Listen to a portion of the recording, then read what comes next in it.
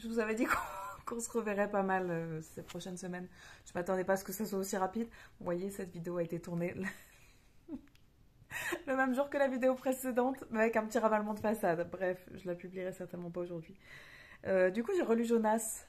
Et ouais, je pense que le Seigneur, il avait des choses à me dire et à nous dire par rapport à ce livre. Je vous invite à le lire. Il est très court, il y a 4 chapitres. Voilà, je pense que vraiment, et c'est une oh non, j'ai perdu ma page. Et c'est une leçon pour tous. Et en fait, j'ai un truc qui, il y a un trait du caractère de Dieu qui m'a sauté aux yeux et un trait du caractère de Jonas aussi que j'avais pas encore vraiment pris en considération.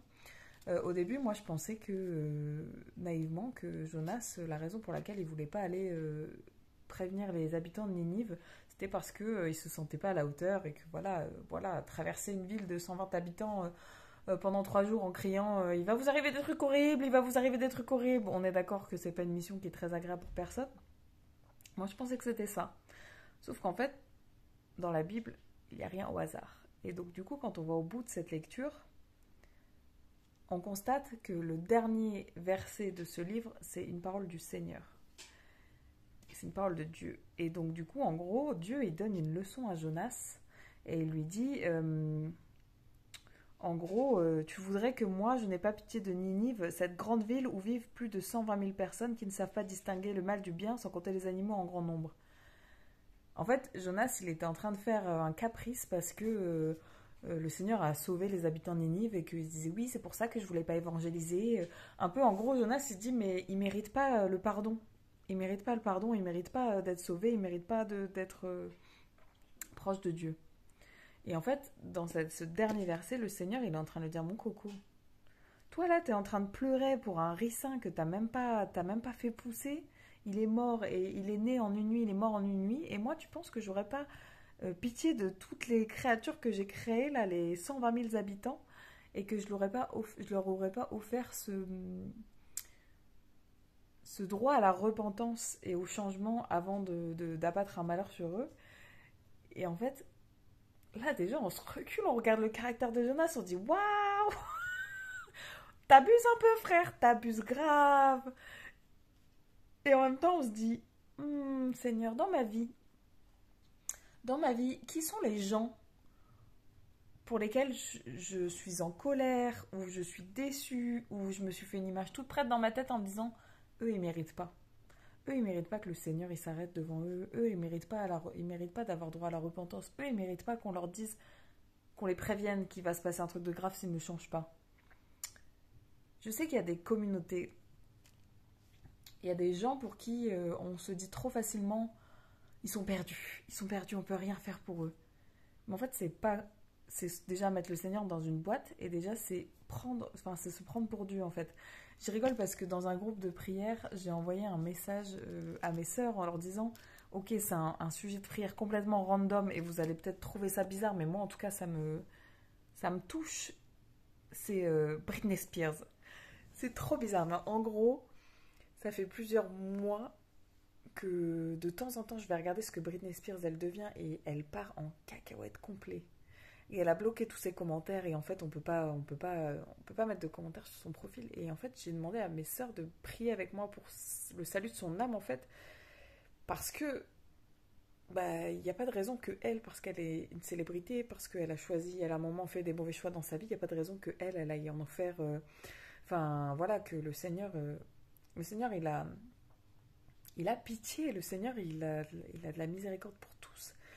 Et et voilà, et en gros, ça me fait vraiment penser à ça. Il y a des fois où on se dit, ouais, quand on regarde le showbiz, quand on regarde tous ces gens qui ont vendu leur âme au diable et qui s'en cachent même pas, en fait, on oublie qu'on est aussi les créatures de Dieu, qu'ils sont les créatures de Dieu et que à eux aussi, le Seigneur, il peut offrir la repentance.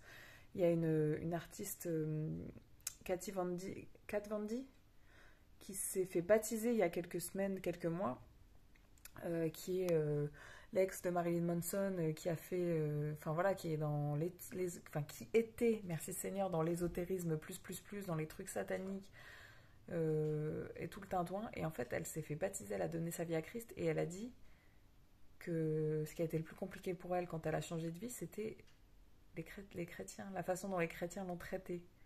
Ne soyez pas des Jonas. Ne soyons pas des Jonas, en fait. Si le Seigneur, il décide que X ou Y mérite d'être sauvé, mérite d'avoir le droit de se repentir, mérite d'être prévenu qu'il va lui arriver des choses pas terribles s'il change pas ses voies, qui sommes-nous?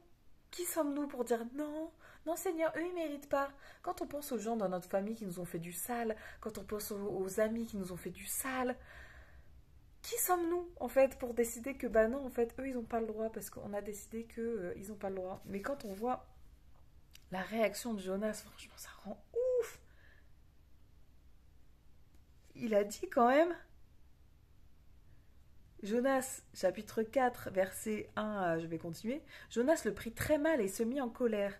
Il adressa cette prière à l'Éternel. Oh, Éternel, je l'avais bien dit quand j'étais encore dans mon pays, et c'est pour prévenir cela que je me suis enfui à Tarsis. Car je savais que tu es un Dieu plein de grâce et de compassion, lent à te mettre en colère et riche en amour, et que tu renoncerais volontiers à faire venir le malheur que tu as annoncé. Donc en gros, le gars il dit, moi je voulais pas obéir parce que je voulais pas qu'ils se repentent. Moi je voulais pas obéir parce que je voulais pas qu'ils aient une relation avec toi. Mais est-ce que dans ta vie t'es un Jonas pour quelqu'un? Est-ce que le Seigneur t'a dit, prie pour cette personne, prie pour ta famille, prie pour cette personne qui t'a fait du sale, prie pour cet ex qui t'a brisé le cœur, prie pour ceci. Et toi t'es en mode non, non, non, non, non, non. Ne soyons pas des Jonas, arrêtons de nous prendre pour Dieu en fait. La paix et l'amour qu'il nous a donné, elle est pour tout le monde. Elle est pour tout le monde. Bref.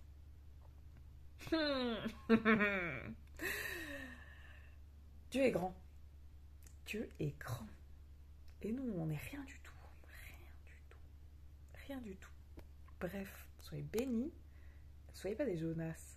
Dans la vidéo d'avant, je dis ne soyez pas comme moi, mais ne soyez pas des Jonas. Vraiment, le Seigneur m'a enseigné. Et j'espère que le Seigneur va t'enseigner. Sois béni.